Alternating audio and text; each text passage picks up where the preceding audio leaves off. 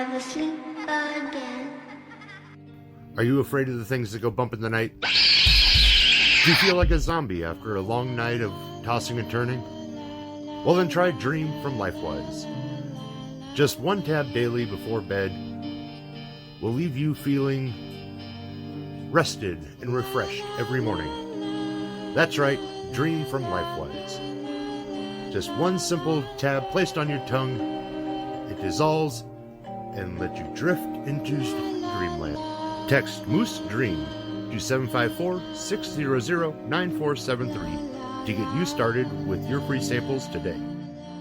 This is a warning to all living mortals. Moose will release 13 of the most terrifying interviews of horror unto the world.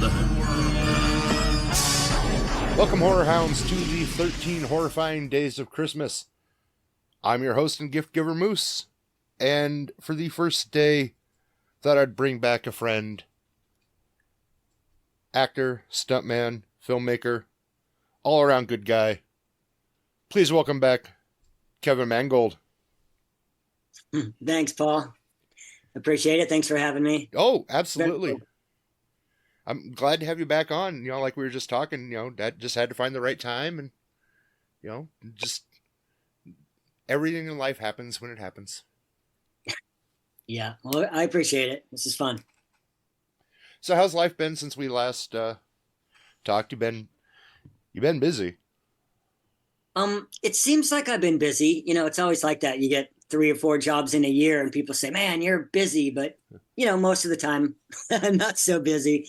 But I can't complain. The last couple of years have been fantastic. I think, when we talked last, we were talking Red Clover. Yep. And God, I've had so many things since then, stunt work and acting work and, obviously Ghostbusters, playing Slimer, probably the biggest of them, pretty much changed my life. So talk about getting, an iconic character to step into. Yeah. It really was. The whole thing is still to this day is weird to me. I get things in the mail like, hey, will you sign this and stuff like that. And as I'm signing, it's a picture of Slimer and I'm signing it. And every time it happens, it's surreal. It's like, holy crap, look at this. Look at what I'm doing. So, I'm just as much a fan of all of it, as the fans are. So for me, it's a lot of outside looking in. Well, that's got to be what helps keep it interesting and keep it fresh, is as long as you're a fan of it, it's a job, but it's not a job, Oh, yeah, for sure. Yeah. I've never felt like I was on a job, Well, and that's got to be the way to do it, because like when it's a job, you just don't want to do it anymore. Yeah. It's a job, it's a chore, it's it's a necessity, and the old saying, when you enjoy what you do, you'll never, what is it? You'll never work a day in your life, or something like that. Yeah. It's try to find a job that you enjoy and you look forward to going to. Yeah.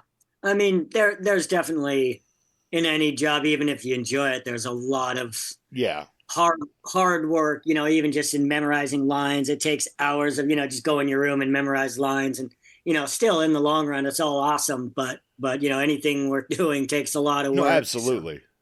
So. And it's always going to be work, but it's not, it's, you're working towards something that one that you love and you want to do. And it's not, I have to do this to get to the next step. And two, it's more of a labor of love, not just labor.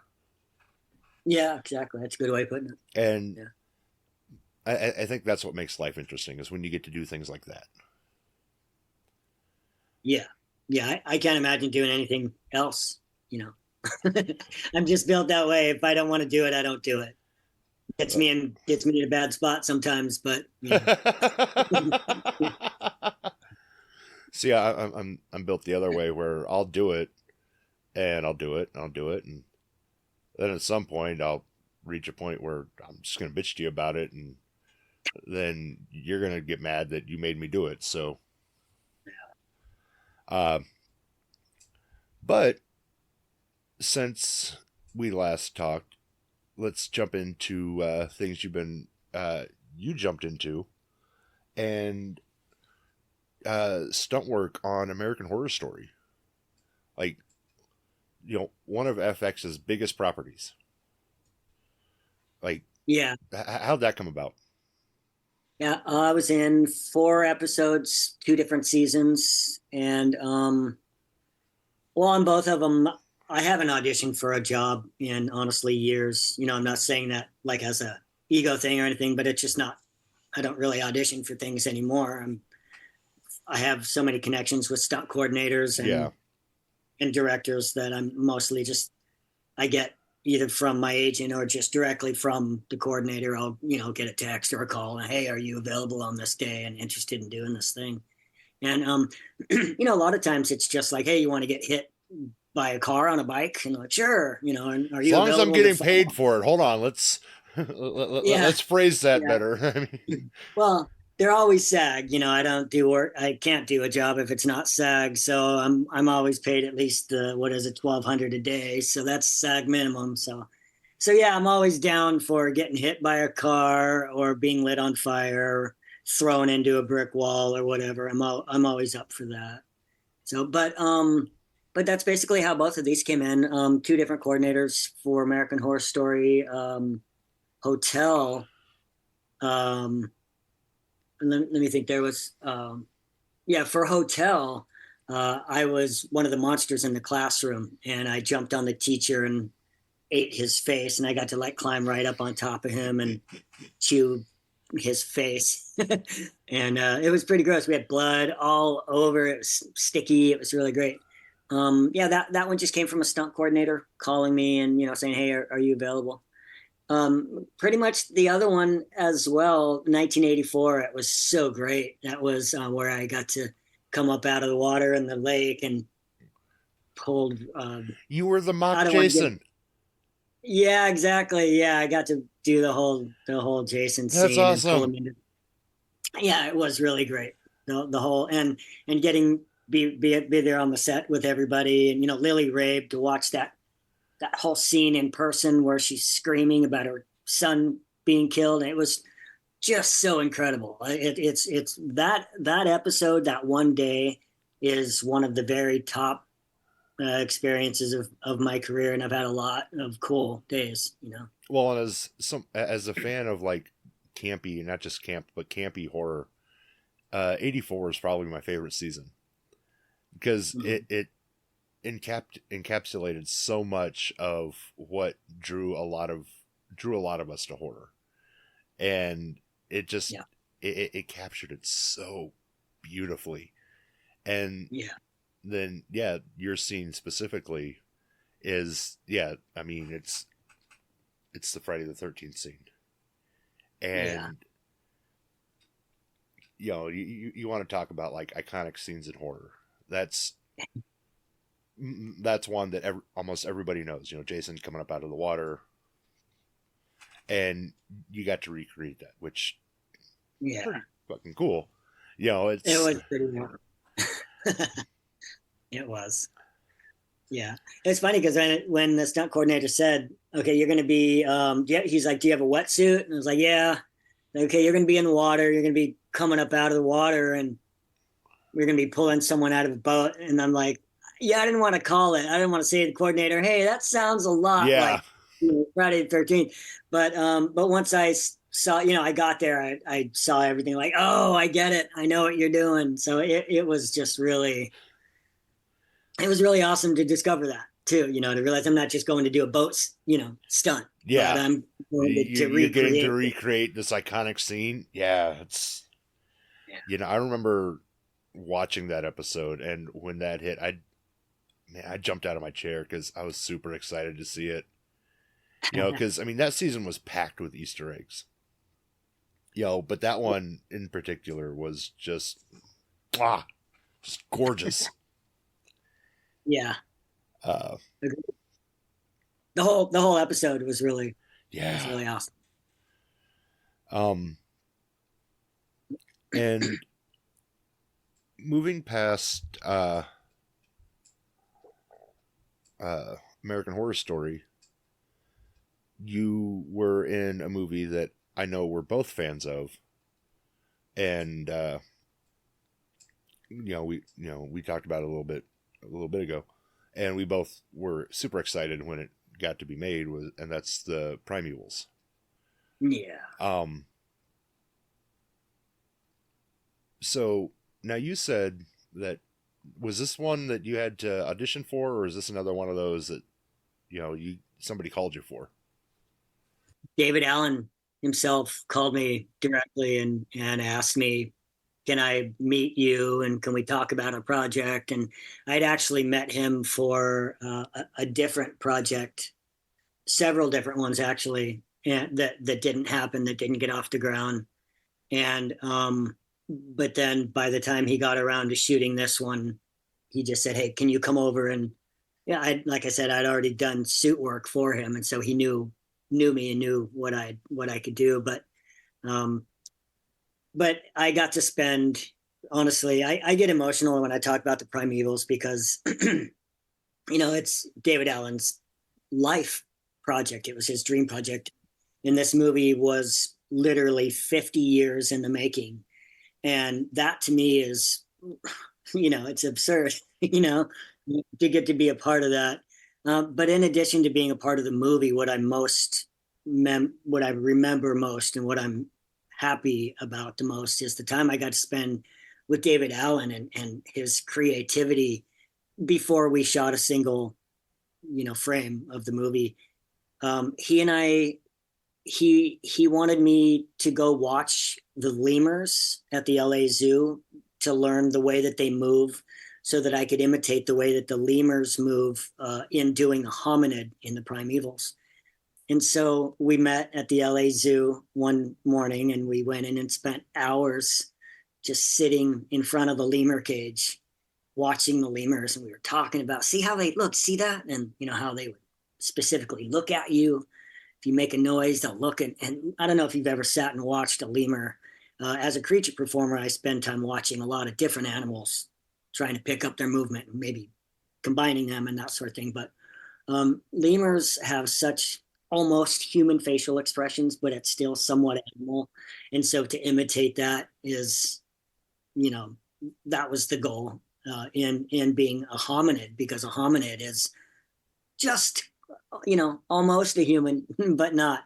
And so David and I were basically going over how similar the movements and the looks of a lemur is to a hominid. And so we got to spend hours together sitting there just watching lemurs, just me and David talking. And then after that, a couple days later, maybe we went to a park that's right next to his studio, and there was a big tree. And I went up and climbed around in the tree, and he took pictures and sat and, we were planning out how this hominid was going to move and how he was going to drop down out of his cage and everything. And so that to me was the most memorable part of the whole movie. But then, obviously after that, we flew to Romania where we filmed the movie. I was there for maybe a month or a month and a half. I was in Romania and shot the whole thing. I was the only, Primevals is stop motion. And so everything is, puppets that are moved frame by frame. But I was the only live action character in the movie. Me and Jeff Farley, actually, turns out that Jeff Farley wound up playing a hominid, like kind of in the background. He was one of the people who worked on the suits, and he wound up getting in the suit because, oh, heck, what's his name? There was an actor who went to Romania who was supposed to be with me in the suit beside me, and he wound up getting sick. Billy Scudder. He's the guy who played Charlie Chaplin in all of the IBM commercials. If you remember all those in like the 80s, but he did got 100 different IBM commercials for them.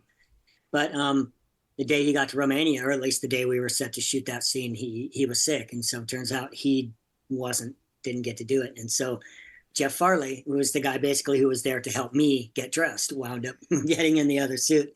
So Jeff Farley is like in a couple of the background things, but as far as characters, I had a whole fighting with the main Mm-hmm. buddy, and I had quite a bit of action work in it.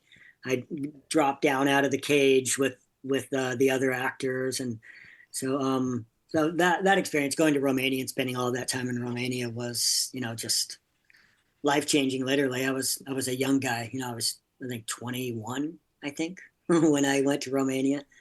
So it really opened up my eyes to how big the world is and how different the world is, and compared to America. So did you also do the scared hominid, like when they're going up to the camp? There's a scene. Oh, I know what you're talking about. No, all of there was actually two scenes that they filmed after we all left. Okay. They went back and filmed in Romania. They went back and filmed stuff, and one of them was, I think, that where he comes out of a cave or something. Yeah. And the other one was, there was a big outdoor shot where there's like 10 hominids all kind of running around in like the outdoor arena or whatever. And those were both shot after everybody left. Those were like second unit things, and I was surprised to see those. So how many years ago then did you shoot your stuff? Because I mean, this is, like you said, this is a movie that from his creation, from his, well, not creation, but from his inception to final creation, 50 years in the making. Yeah. So this is a long damn time for a movie. Yeah, I filmed my stuff. They for the most part, we did principal photography, started in 1994. But he started years before that doing storyboards and building models, and so that's why it's 50 years. But I'd say more like 35 years, 94, so whatever, however long that is, 35 something years. Well, because and like I was telling you a little bit beforehand, I remember 94, 95, somewhere in there, I was flipping through a magazine at the grocery store, and there was an article about the movie. And I was like, God, this sounds really cool. Because, big fan of, Ray Harryhausen, big fan of, Clash of the Titans, Jason the Argonauts, all that style. And so here's this, at that time, this new movie that's going to be coming out at some point in that same vein. And it's like, all right, cool. And then nothing. And it's like, well, where did it go? And then, ultimately David Allen passes away, and I think it was 99. So it's like, we're never going to see this movie. This movie that's at least a third of the way done is never going to be seen. Fast forward to a year or two back. There's an announcement that just goes across the internet that it's going to be finished. And man, it was like Christmas. It took me back to the day I read about it in the grocery store. I could not have been happier, just as a fan. And the movie that couldn't was, and it came out amazing. Yeah, I don't know if you've seen the what is it, animatics? Is that what it's called? There's an animatics version that has all of the scenes that he intended to shoot. That's just drawn, and there's a DVD that has the regular version, and then there's the version that was the full script. And for the scenes that didn't get finished, it's just sort of storyboard animation, and that one blew me away. And God, I just wish that had all gotten to be finished, because that's where the majority of my character got to. Most of my storyline turned out in the animatics, unfortunately. But for me, same as you, exactly. When I saw online, hey, we're going to finish this movie, I immediately called Chris Endicott, said, "What's going on?" I mean, I had previously throughout the years heard that they're shooting this or getting. In fact, I had the mask. I had my whole head and hands that I took back from Romania to L.A., which David and Jeff and everybody, Chris Endicott and Roger Borelli. I'm trying to remember the names of the people that worked on it, but pretty much just gave. We weren't expecting to go back or anything, and so everybody who wore whatever they were wearing got to take what they had, and so I got to take my whole head and the gloves. I didn't get the whole suit, and I could have. Just I didn't have room to take it home, but I could have brought the whole body. But almost immediately when I got home, Chris Endicott called me and said, "Hey, you think you could send that back to me over here in LA at his shop in LA, because we want to do some close-ups and some shots." Like, oh, dang it. He said, you'll get it back. I promise you're gonna get it back. So I did send it to him and I never got it back. But I'm happy to know though that I have seen it. I've seen it like just recently. I saw photos of it on a table that some collector had bought it. So I was like, oh, there it is. And I was able to identify it, in fact, from the photos that I have, like exactly where the wrinkles are. And so I know it's that exact one. That's my head, damn it. Yeah. Yeah. But I'm happy to know that it was used, to finish the movie, Well, and it's you watch the movie and it's on the surface it's just like fantasy movie. It's movie about this group of researchers trying to track down the Yeti, and they ultimately find themselves in a world of lost planet, essentially, of like Lost Worlds, sort of, kind of feels prehistoric. But when you look at it a little bit more, it's almost a like the way the characters are written. It's kind of a redemption story for the main character, Matt, because like nobody believed him when he said the Yeti was real, and here he is, like, look, it's real, and so it's a matter of him proving that. And without spoiling it, there's a death in the movie that the character says, "I'm not going to be able to write that book with you, but I hope you find a good co-author." It it reminds me so much of how this movie was made. That yeah. Because David Allen started the whole thing, wasn't able to finish it off, and had to hand it over. And like that scene, I was just like, oh, yeah, like, yeah. You're not the first to make that connection. I've heard that before. the movie's amazing, but the story with David not getting to see it come to fruition and getting to see the fan support behind it really bites. Yeah, it does. I still think of David in a positive light. Everything, the movie coming out was just so incredible, and it's all, sad but positive. I'm glad I was a part of it all, and I guess that's, get all philosophical about it, but the more you like something, the more it hurts when it's gone, and that's one that rose to both high levels. David and his whole Primevals experience was a huge part of my life. And yeah, I mean, it's not something that I don't think you'll ever replicate, and it's definitely, I mean, who can say that they were part of a movie that took 50 years to create? Right. I mean, right. But, yeah, I really hope it gets seen by a lot of people. It deserves to. Absolutely. I think it's the last. I say, in my opinion, I think it's one of the best full moon movies to come out. Yeah. And what I love about it is it's we're in 2024, and it takes you right back to the 90s in a good way.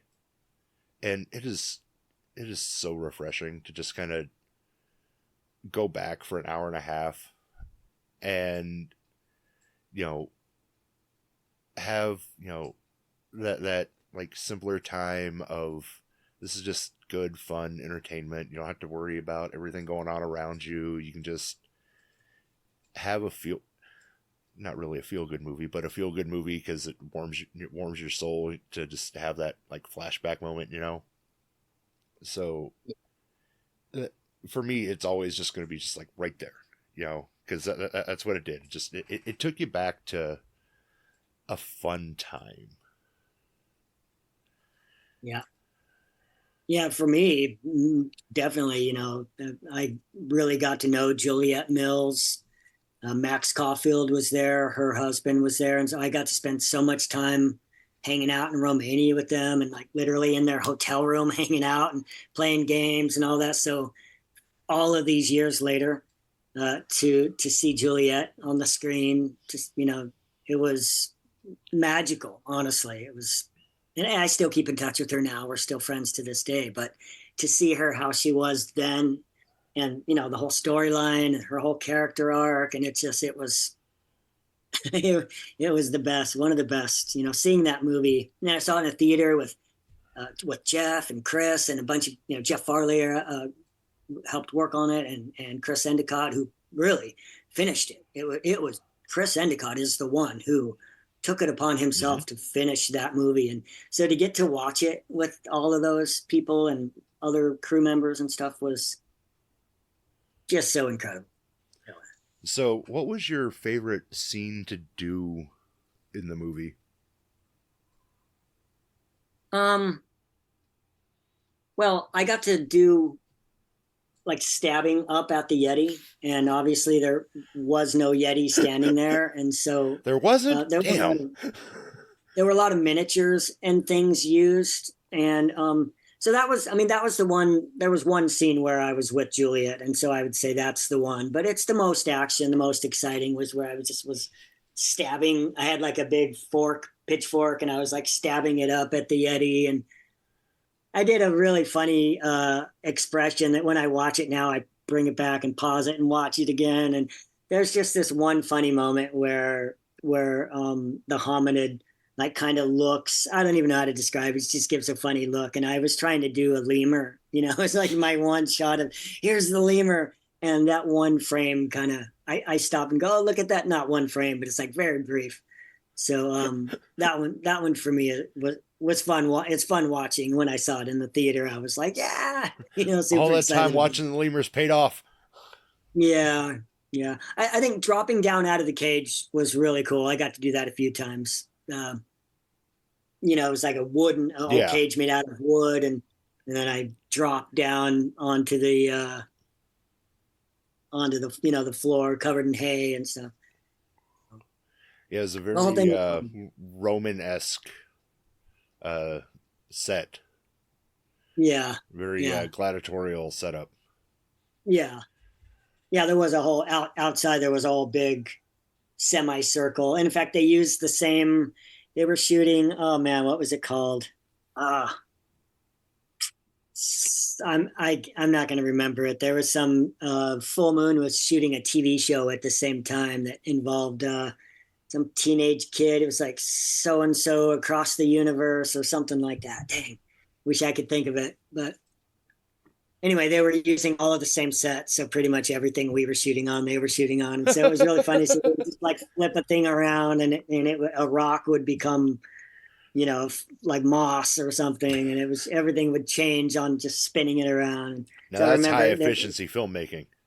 Yeah. Yeah. That was at, I think it was Snagoff Film Studio in Bucharest, Romania.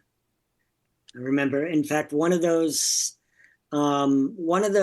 I think it was either there were two, Bufta and Snagoff. And I think Snagoff was one of the studios where Hitler filmed one of his propaganda videos. There's a scene where giant steps and Hitler was standing up at the top of the steps, and there were a whole bunch of it turned out to be, all just not that many people, and then visual effects, they filled it all in. But that particular steps is at the front of Snagoff Studios that we were filming at. So it was all kind of creepy. We were like, oh shit, that's like, that spot. Yeah. Like, those are some famous I remember stairs. I remember that being really weird. And the other thing about the studio was when I wasn't filming, I do this on everything I work on. I ran around and looked at as much as I could. And what I discovered was entire buildings on this studio lot were just dilapidated and demolished and falling down. And so there were certain buildings that were just, like disasters. And then other buildings that were still working studios. And I thought that was really odd. I mean, maybe a good location if you want to shoot a disaster, go shoot in one of your old offices or something. But yeah. It seemed weird. You're just like a big kid. What? I said you're like a big kid, just boundless energy. Oh man, no idea. You have no idea. I have, especially on a film set, I have more energy than I do normally. And I run around and look at everything. And, one of the things, I double kids a lot. And so I do have kind of like the mannerism of a kid, I kind of bouncy. And when I run, there's like a certain way that like a kid will hop before he runs, and like a person who's older will kind of just slowly, get up to speed. But, a kid will like hop and do kind of a whoop, and I do kind of have those movements, I find just from all the years of doubling kids that my actions are all big, and, I do like kid movements. And it also helps me when I'm in a suit, because, for years I did Mickey Mouse and Chip and Dale and, playing with people in a suit, and now doing creatures and stuff. I find that being overly animated is something that has kind of drained over into my actual expressions and stuff, but it really does come in handy with doing creatures and stuff, just like a tilt of a head or, things like that really read. So yeah, I'm a kid for sure. Well, I mean, tie it back to our first conversation. I mean, that's what really sold you as Leprechaun and Red Clover is a lot of your mannerisms, in the suit. Thanks. Just very subtle, movements. I mean, you easily could have just put the suit on and just been, oh, here you are. But like you said, just the head tilts and different things like that really sold it as this very creepy fucking leprechaun. Not your standard evil leprechaun. This was just this eerie monster. And that, it was the mannerisms that sold it. So yeah, appreciate it. I spend a lot of time in the mirror. I do with every character. I spend a lot of time looking in the mirror and learning the angles and the profiles and what works best. And, if you're straight on, it's kind of flat. You really don't ever want to do that. So I take the time to learn where all the things are. So when I'm touching the nose, I don't have to reach around for it, but I know right where the nose is. And if I'm going to rub my eyes, I don't have to try to find them. I know right where they are. And so I spend a lot of time getting to know my face when I'm in a suit, and I will say that I had, be all name droppy. I am a lot because I've had the pleasure of working with a lot of big people, but a large part of that performance is owed to Billy Zane, because I'll tell you that he spent nearly as many hours as I spent getting in to my prosthetic every day. He spent right there in the chair next to me, and we would look in the mirror and he would tell me, no, do this or do that. Or, so he was a big part of it, and he was a lot of fun on that shoot. Well, in the realm of overly animated characters, let's jump into a very iconic character, Slimer in Ghostbusters Frozen Empire. Yeah. I mean, come on. You want to talk about like getting iconic characters. That's one. I mean, regardless of film knowledge, everybody knows Slimer. So yeah. Now, was this an audition one? It wasn't. No, Jeez. no, I had I'll tell you how that one came about. I had done a spider, a giant spider, and I was driving, I was inside of it and controlling it. That was for um the Curse of Bridge Hollow. And the creature shop that made that spider was working with another shop on some, they were doing like Hellboy 2 or something. And they'd worked together, so they knew each other from Hellboy. And the person who did the spider was asked by Arian Tutin, who was the guy who created Slimer for Frozen Empire. Hey, do you know anybody who is about 5 feet tall and hopefully has kind of long arms, meaning, like not a little person? And they said, yeah, we know the guy who just did our spider just a couple of weeks ago. So the timing of it was incredible. So I had just finished doing this spider. So like, yeah, we just finished working with Kevin. He's pretty small. He's 5 feet tall, and his arms are pretty long. And so anyway, so I got a call then from that guy from the spider who said, hey, are you interested in meeting with somebody to talk about a project? And I was like, yeah, of course.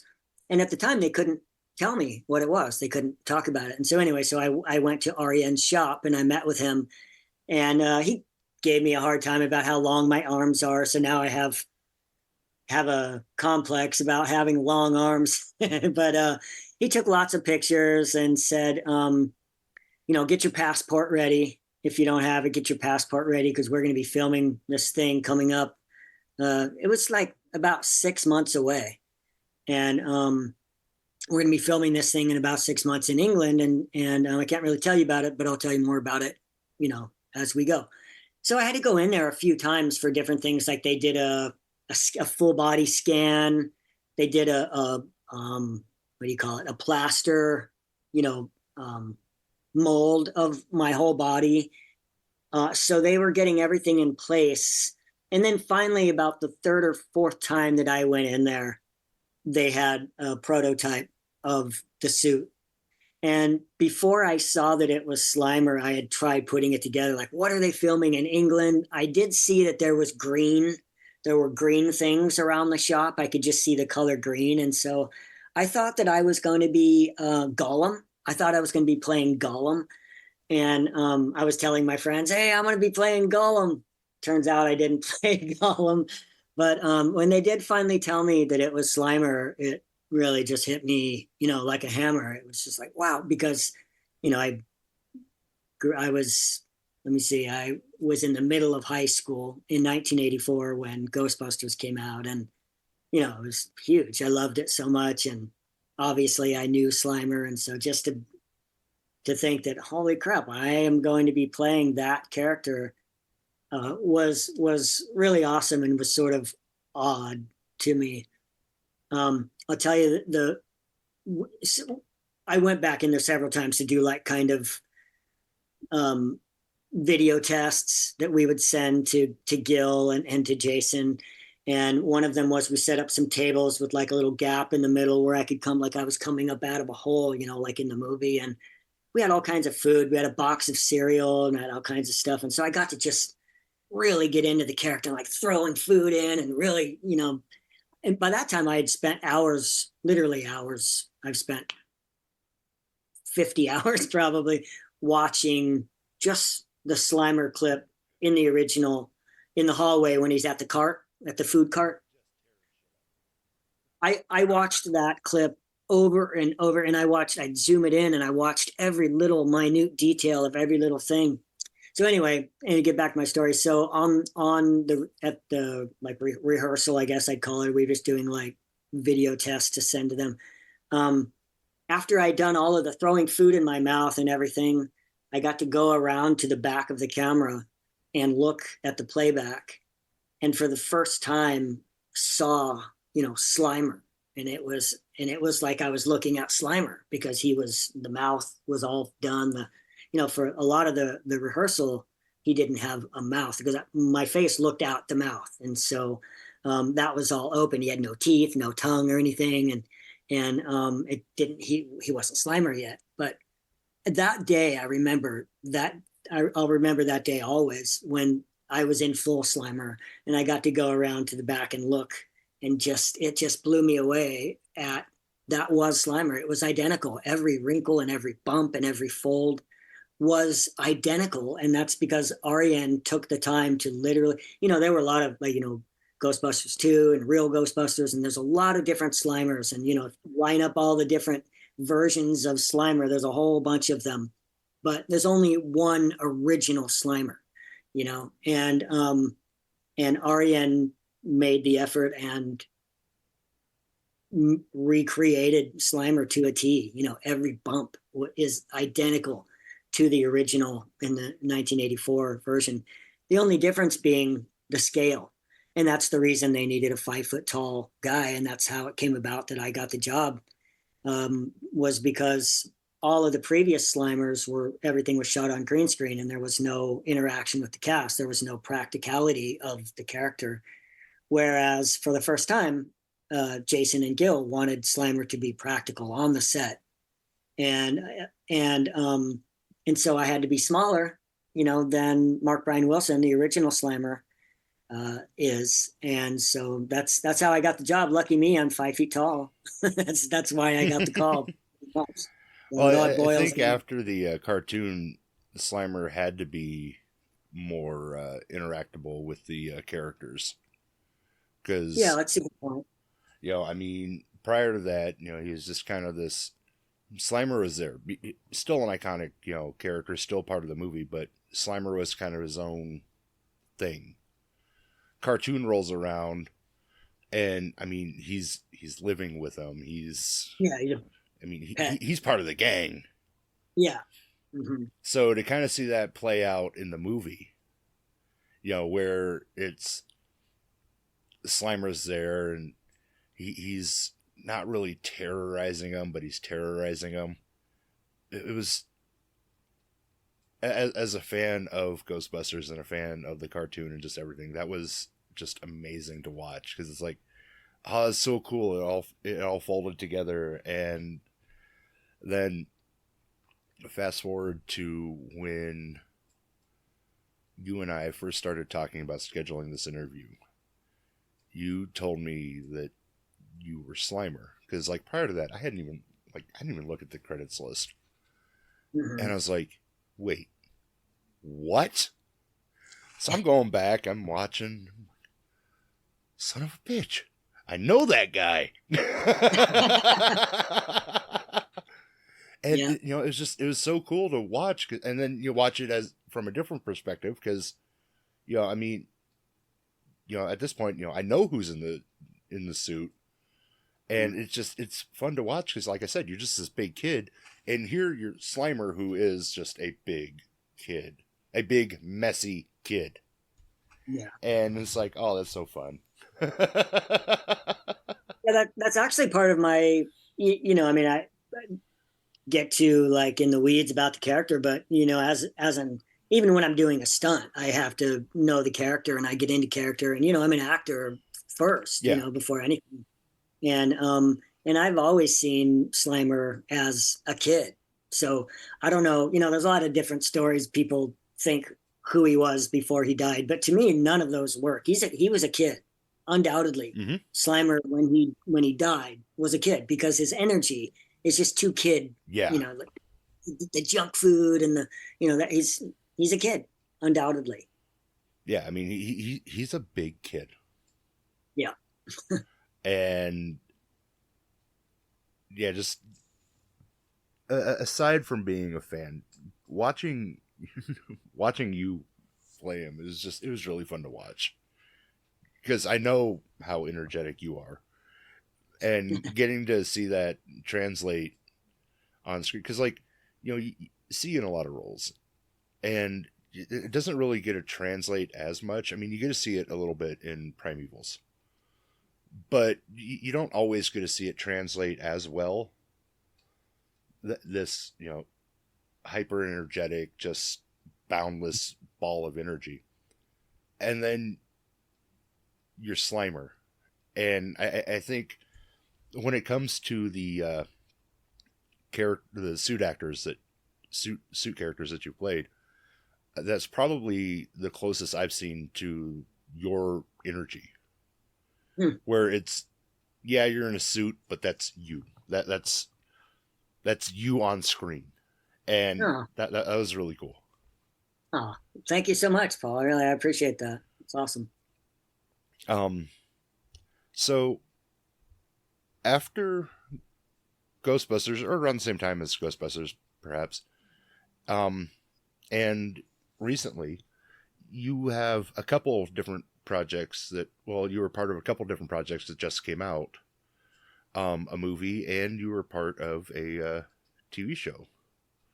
Now, before we get into the movie, the TV show I find interesting because this is, again, another franchise that has, I said before, horror fans can be very polarizing. Star Wars fans are almost, if not worse, if not worse. I've been warned. Um, but you played a Rhodian in Skeleton Crew, the newest series from the Star Wars universe. I mean, Ghostbusters, Star Wars. Did you, when you started down this path, did you ever see yourself in like these like tentpole franchises? Well, not specifically, but honestly, yeah. I mean, ever since I was, 7, I've kind of had a weird knowing that someday I'm going to be famous and I'm going to be in big stuff. I mean, I Well, don't I know if think we've that's, hit someday. I mean, I've always, I mean, I still think I'm still in that mode. I still think someday, because haven't really done anything compared to what I want to do yet. So I'm still in that mode of someday I'm going to be famous and people are going to know me out on the street. But that feeling that I have today started when I was, 7, when I first could even have the concept of being, on TV and stuff. And it wasn't, I think, I'm going to be famous for the sake of being famous, but I always wanted to be good at, like the best at what I'm doing. And for me, I always wanted to just be in filmmaking, and not just as an actor, but, writer and a director. And like, that's what I want to do, so none of that it's never left me. And so I guess, yeah, to answer your question, I kind of did. My whole life, I've always expected, I used to practice signing my autograph when I was, like in 8th and 9th grade. Just, I have, pages of paper where it's just me writing my name over and over and over, because I thought someday I'm going to be famous and I got to practice writing, which is absurd. It is absurd. Like at the time, talking to somebody back then, like, that's so ego, driven. But that is where I was in my head, and that's still where I am today. That someday I'm going to be, famous. Oh, that's awesome. And I want to take a step back for a second before anyone has a chance to message me about the question. Now, I don't mean that in the like framework of, did you ever think that you were going to be this like amazing good actor? Just there are actors that only want to go so far. They just want to act. They don't really care what they do. They just want to go out and act. And then there are others who, like yourself, set this goal. And your goal is, I'm going to be famous. That's my goal. That's my driving point. That's what I'm doing. And that's the frame where I'm coming from is, how far did you see yourself going before you said, you know what? I'm in a comfortable spot. This is where I want to be. And it sounds like you're still climbing, which is great, because I cannot wait to see what is coming down the pipe, because it's getting better and better and better each time. So I really look forward to where this ladder goes. Yeah, thanks. I think it's a little of both of those. I do definitely sit back. I mean, sometimes, like looking at my resume sometimes, or watching my demo reel, it really does hit me like as sort of an outsider looking in, like, holy shit, this guy has done a lot of work, like big projects. And he's like, you know, I do see it as some, like from the outside looking in at things sometimes. And even like when I'm on a set, you know, I'll look at things completely as the fan, you know. And so I still have that whole side of me where I have so much excitement about the film industry that it just makes me like stupid giddy, you know. Run around and look at things on the set, you know. I mean, especially Ghostbusters, like to be on the Ghostbusters set in the firehouse is I mean, I would have paid them, you know. Obviously I would have paid them to be don't tell them in the movie. Yeah. They might have your back. So, yeah, so the whole thing is still, yeah, it on one hand, I sit back and I say, wow, I love where I am right now, to look at the things I'm working on and the things that I know are coming up. That's the other great thing. You know, actors always have a secret. There's always something that's going to come out a year from now that they can't talk about. And that has become really fun for me to know that I can't tell you, I can't tell my friends, I can't tell the closest people in my life about something that's coming out in a year. You know, and that happens so often now that it just becomes fun. It becomes like having this little, I got a secret, you know, that I can, in a year, I'll get to tell you about. And so, you know, I had, well, the Primevals in 1 week. I had Ghostbusters and the Primevals and Y2K all premiered because at South by Southwest, Y2K played. Mm-hmm. And so literally the same week, I had 3 movies that all came out in 1 week. You're like, I'm just going to stay here this week. It's okay. Yeah. And so sometimes I sit back and just go, wow, look at this. Look where I'm at. But the vast majority of the time, it's me sitting back thinking, okay, what's to come? Where am I going now? And, you know, I'm constantly reaching out to people. You know, like when I say to you, I haven't auditioned, I haven't auditioned in a long time, but that doesn't mean that I sit back and wait for things to come to me. I don't just sit and wait for people to call me. I mean, I do, but I also reach out constantly, you know, every couple of weeks or so, I'm sending out, you know, messages. Hey, I hope you're well, to, you know, people, hope you're well. Don't forget about me, you know, think of me for your next thing or whatever. And sometimes I hear back and sometimes I don't. Sometimes I hear back right away, like, oh yeah, I'm glad you contacted me because I'm doing a thing next week. And you'd be surprised how often that happens. Well, I mean, that's how us sitting down today landed. Yeah. I mean, you shot me a, you know, email and I'm like, oh yeah, I was going to reach out to him. And then, you know, here we are a couple months later and we're finally sitting down and doing it. You know, it's just how life works. It's the hustle. Yeah. You know, if you want to do it, do it. You know, you can't just, in some cases, yes, you can wait for things to come to you. But you also have to remind people that, hey, I'm over here if you want things to come to you. Yeah.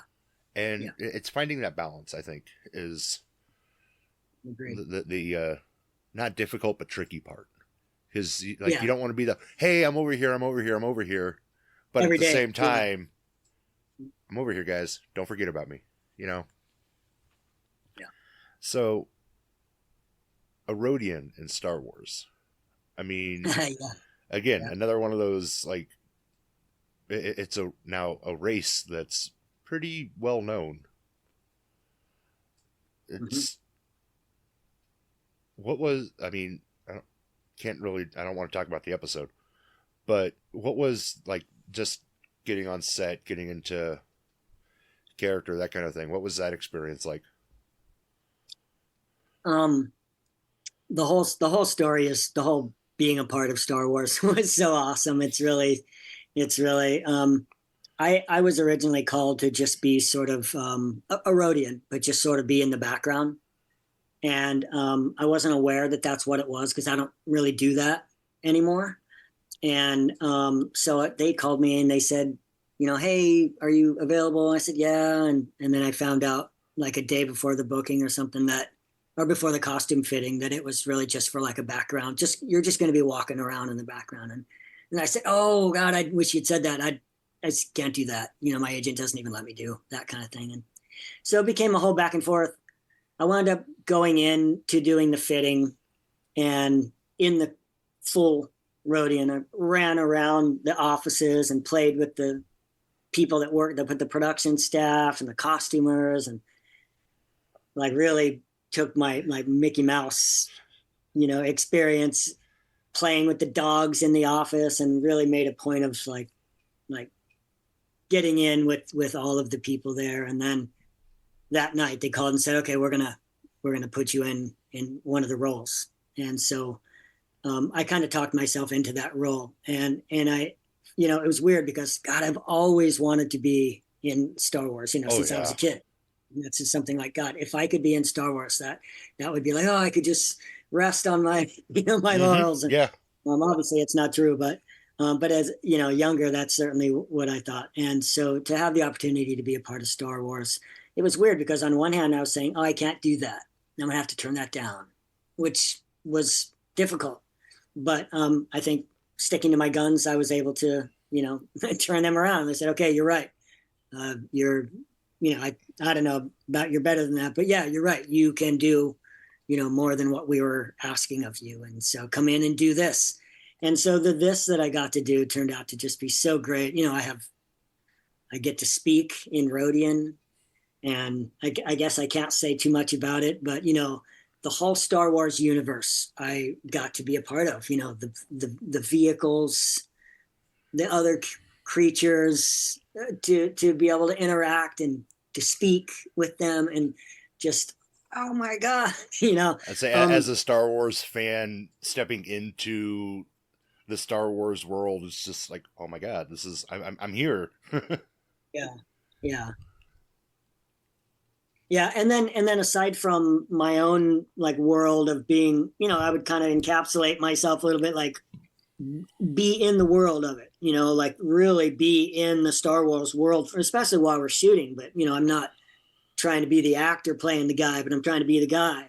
And so sometimes that really hits, you know, like for a few, you know, it's like meditating. Like sometimes it's, you're right there in it, and then you're not. And when I'm on a set, sometimes I'm right there in it, you know, where I am that person, that character, and I'm thinking their thoughts and feeling their emotions and stuff. And so I got to be a Rodian for a little while there, and I can like feel like, wow, I was a Rodian.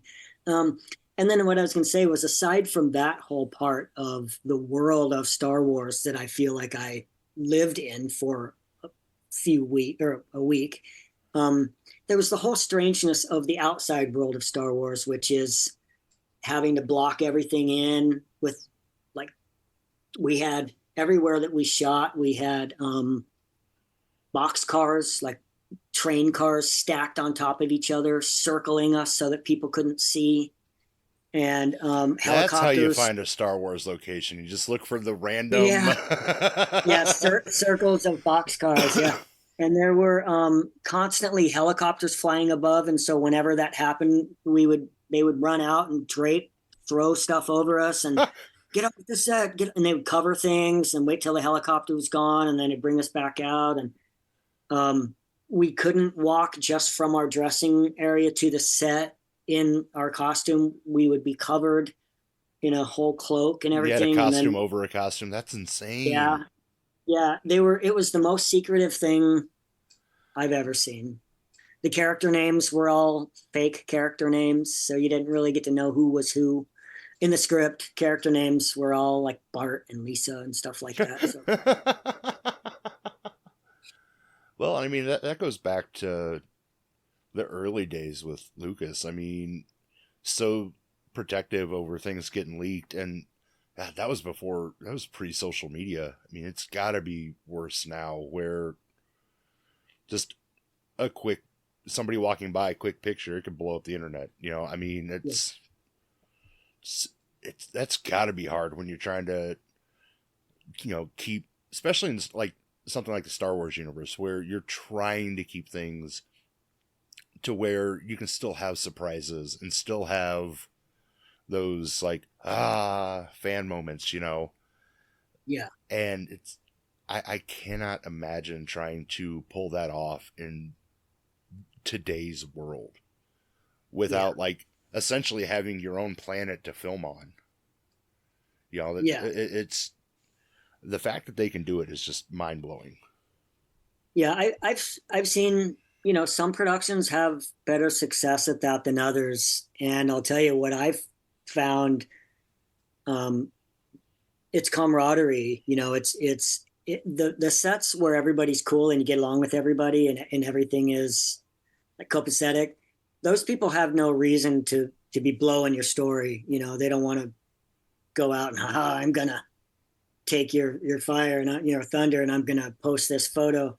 I'll just give you an example on Ghostbusters.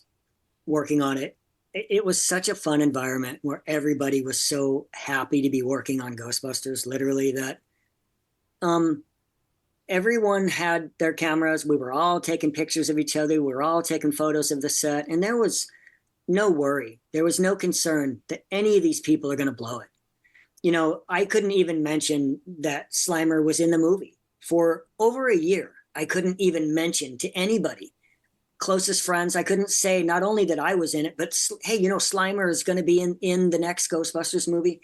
I couldn't say that to anybody. It was supposed to be, a big secret. And so, what I found odd about that is that for a year we were all taking photos, and we were all, in the costume shop, getting, like, as we were building the suit. And I have 2 years now of photos of Slimer that I don't think anybody on the set, or any of the actors or any of the crew that were taking photos, I don't think there was the slightest bit of concern that anybody was going to in any way harm Ghostbusters by revealing anything.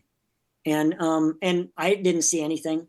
I don't think anything ever came up until they revealed that Slimer was in it. When they brought up the standee, there were some standees that were in the theaters and had Slimer on it, and that was the first time that they revealed Slimer. And then at that point, I called the lawyers, and the Sony lawyer and the lady there, she said, "Yeah, go ahead. You can tell people now." Yes. So, yep, here I go.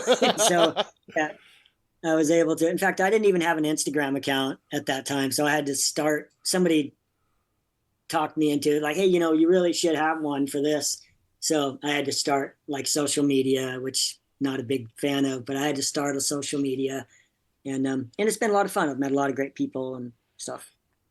Well, and that I would say the biggest takeaway from your Star Wars experience is you now have a foot in the door at Star Wars. Yeah. That production company knows what you're capable of, and yeah, they do like to go to the well a lot. So, Rodian today. Yep. Who knows what comes down the road later? Who knows? But yeah, you also just had, a movie come out, Y2K. Yeah. And again, talk about something that takes you back to the 90s. Yeah.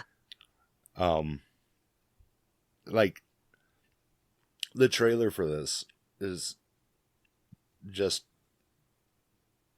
oh my God. So it has like the AOL instant messenger, the dial up, Bill Clinton's giving speeches. I mean, it's like, I remember all of that. And it's just like, oh. And I mean, I know we're talking 20 years here, but it feels like it was yesterday. Yeah. And it's interesting that we're 24, I guess it'd be 25 years removed because it takes place in 99. And we're making a horror comedy about Y2K. And the real horror was watching everybody's face in 99 when they weren't sure what was going to happen when 2000 hit. Mm-hmm. And it was like that. I remember vividly because it was one of those times where people lost their shit because they absolutely did not know, are the banks going to, are we going to lose our money? Are we going to do all this? How are computers going to react? well, they're just going to roll over and go to zero. That's how they're going to react. Like kids had a better grasp on reality than adults did. It was a weird time. Yeah. But without giving too much away, what do you want to talk about for Y2K? Well, I got to play a really great character. It's a robot. I can say it's a robot, and his name is Cool Blue, and I guess I can say that because that's on IMDb. Yep. And he's in the trailer. You can see him in the trailer a little bit. But I got to have some really great scenes. Rachel Zegler and Kyle Mooney was so funny. So I got to act with all of the leads, and I'm in a good portion of the movie. So it's a real good role. It's not just a passing creature or something. So I'm really looking forward to seeing it. I didn't get to see it when it played at South by Southwest, so I'm really looking forward to seeing it. I'm going to see it on. Hopefully, we're going to have a premiere here. I'm waiting to hear about that. They're still talking about that, but whether there is or isn't, I'm going to make my own premiere. I'll go on the Thursday, midnight when it comes out. And in fact, Frank Langley played another robot. There are two robots in it, and he and I are both made plans. We're going to go see it. So we're going to have our own little Y2K. The robot viewing party. Yeah, if there isn't one. Yeah, that was really a lot of fun. Jaden Martell is in it, and I got to, I was with him for a full. It's interesting. I was shooting at the same time. I was shooting Ghostbusters, so I went to London and I was there for about 3.5 weeks, and then I flew back to New Jersey, where we shot Y2K, and I was there for about 3 weeks, and then I went back to London for another 3 weeks. So for that couple of months, I was just flying and constantly working. And so I brought all of that up to say that, oddly enough, on Y2K, I was working with Jaden Martell from It. And then on Ghostbusters, I was working with Trevor. Oh, God, what's his name again? Can't believe I forgot his name. Anyway, played It. The kid who played Trevor was also in It. Yeah. So I was taking messages back and forth between the two It guys, and it was just kind of surreal that here I am working on movies with the two stars of It. So it was kind of strange. But Y2K, getting to work with all of those, Matt Mason Gooding, and there was Alicia Silverstone. I really had a blast. The suit wasn't as easy to operate as Slimer. That was one of the weird things, going literally back and forth between one job and the next, was Slimer was pretty light, was made out of foam and stopped at my waist. And so lots of air could go up underneath, and it was airy. I could stay in that thing all day. And in some cases I did.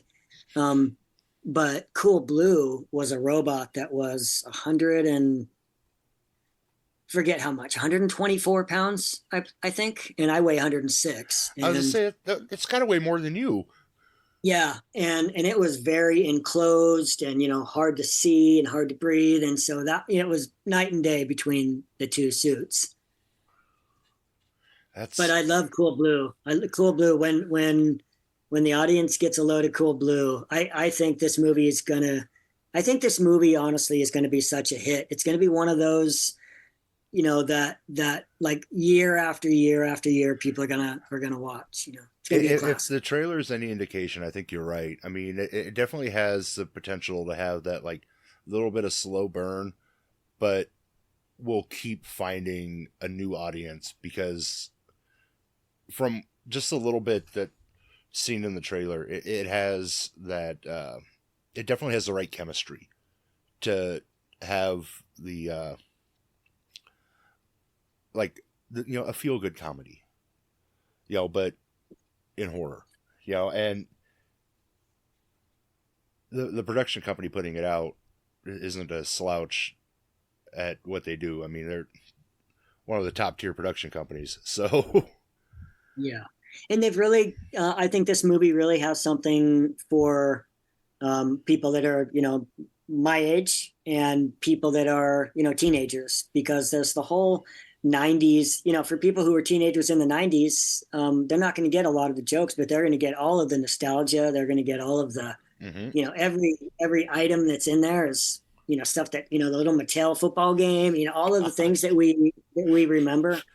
And, Alicia Silverstone is going to have her own group. Fred Durst is going to have his fans. And I think it's going to hit a wide range of people. And it's going to stick around for a long time. I have a feeling. I think you're right. And I definitely look forward to seeing the life and longevity of this movie. I haven't heard anybody say, but when I read the script, it was very reminiscent of E.T. I mean, for me, I could see that. My character, Cool Blue, to me was very much the equivalent of E.T. And so that's how I went into the whole movie was, he's it's like if you think about E.T., he's lovable and the audience loves him, but he's still an unknown quantity. Mm-hmm. He might be dangerous. You don't know. He's an alien. You don't know how dangerous E.T. might have been. And so there's that kind of, and same as Slimer, oddly enough. And in putting the two characters together, I kept finding a similarity in their mind, their inner thoughts. They're pretty similar, Hell yeah. In that they're lovable, but yet there's also something scary about them that you're not sure if they're to be trusted, I can see that. So, but before we wrap this up, do you have anything scheduled that you can let people know that you have coming down the line? I do not. I just worked on a pretty cool project that I can't really say much about right now.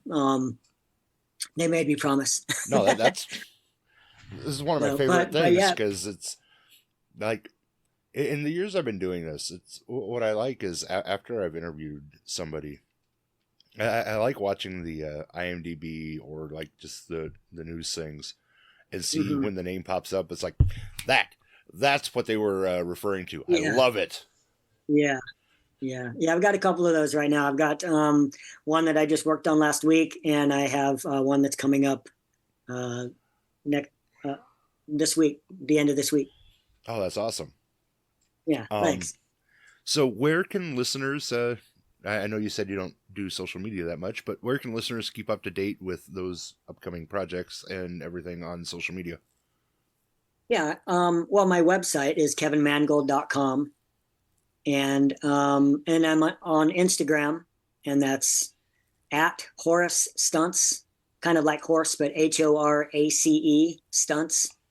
So at Horace Stunts is me, but you can also just go to Instagram and search Kevin Mangold, and I'm sure you'll find me. And I'll put those links in the episode description, and you can find me and other great podcasters over at Electronic Media Collective, or if you just want to find me, head over to Moose's Monster Mash on Facebook or Moose Media Inc. on YouTube. And if you want to hear more about Kevin's career, go back into the archives of Moose's Monster Mash and check out our interview from a few Marches ago where we talk Red Clover and the rest of his career. Kevin, having you back on was phenomenal. You're, again, welcome on anytime. Just like we talked about, do that little, hey, I'm over here, remind me. Yeah, right on. I'll do it. And listeners, welcome officially to the 13 Horrifying Days of Christmas. Come back tomorrow for another all-new episode. And until next time, mash on.